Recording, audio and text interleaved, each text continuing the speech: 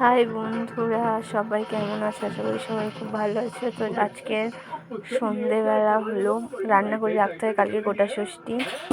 তো তার জন্য রান্নার প্রস্তুতি নিয়েছি। কি কি রান্না হচ্ছে না হচ্ছে চলো তোমাদের সাথে শেয়ার করি। তো এখানে দেখো, শাকটা প্রথমে আমি সেদ্ধ করে রেখেছি, সবজিটা কেটে রেখেছি, আর ওখানে গ্যাসে হচ্ছে পায়েস, আর উনুনেতে আমি খেসারির ডাল সেদ্ধ করতে দিয়েছি। শাশুড়ি মা কাজে থেকে ফিরলে সব একসাথেই করবো দুজনে। তো আমি কুটি করে আলুটাকেও ভেজে নিয়েছি, যেহেতু মা এখনো আসেনি। আলুটা ভাজা হচ্ছে, এদিকে সব কেটে কুটে ধুয়ে রেখে দিয়েছি। চালটাও ভিজিয়ে রেখেছিলাম, তারপরে দেখলাম যে না, মা এখনো আসেনি, তো ভাতটাও বসিয়ে দিয়েছি। ভাত বসিয়ে দেওয়ার পরে আমি এদিকে আর সব যেগুলো আমার ধুতে বাকি ছিল সেগুলো এক এক করে সবই ধুয়ে নেব।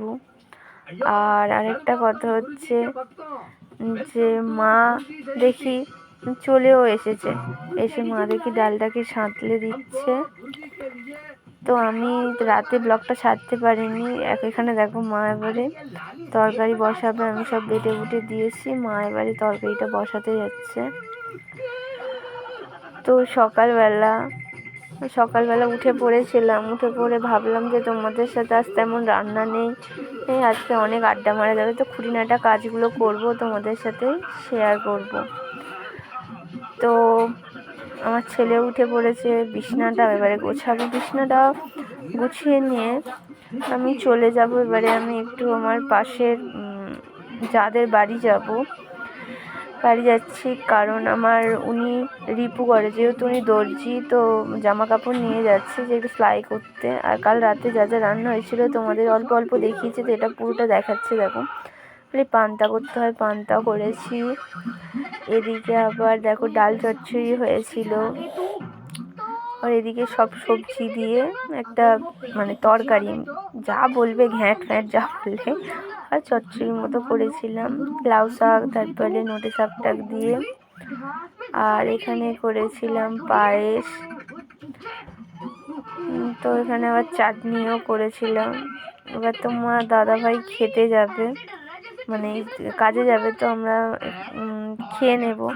তো তার আগে ঘরটাকে মুছেও নিয়েছিলাম, আজ একটু বেলা করেই ঘর মুছছিলাম, কারণ কি করব, কোনো কাজ নেই, তাই একটু ঘুম থেকে আজকে লেটেও উঠেছিলাম। তো ঘরটাকে মুছে নিচ্ছি, মুছে নিয়ে এবারে যেহেতু তোমার দাদা ভাই ডিউটি যাবে, তো খাবারটা আমি আকাশ আর নতুন করে কিছু টিফিন বানালাম না, যেহেতু আজকে গরম খেতে নেই। তো গরম না খাওয়াতে আমরা সেই পান্তা খেয়ে নিচ্ছিলাম সবাই মিলে একসাথে।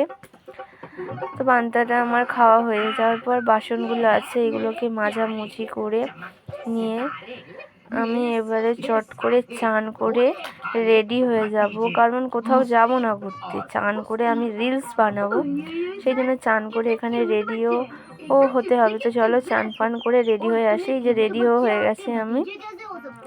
তো কেমন লাগছে বলো? আমার কালো জিনিস পরতে খুব ভালো লাগে, কিন্তু যেহেতু আমি তো কালো, ওই কারণে আমি কালো জিনিসটা ঠিক পরলে লোক কেমন বলে না বলে আমি ঠিক জানি না, কিন্তু কালো জিনিস আমার খুব ভালো লাগে। তো এই ব্লগটি ভালো লাগলে আমাকে ফলো